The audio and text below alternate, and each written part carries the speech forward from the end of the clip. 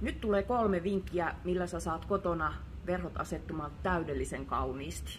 Tässä ensimmäinen vinkki. Suosittelemme ehdottomasti käyttämään verhopainoja, jotka sinä laitat meillä ommeltuihin verhoihin ompelia tekemään taskuun verhon alareunaan.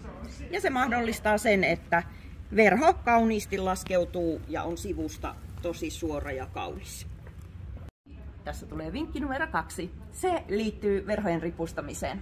Kun olet laittanut nämä verholiut paikoille, niin jätä yksi tähän tyhjä väliin, koska sä saat kauniisti verhon näyttämään myös reunasta, kun pujotat ensimmäisen koukun tähän vapaana olevaan, ja silloin sinun verho kääntyy kauniisti myös sivusta.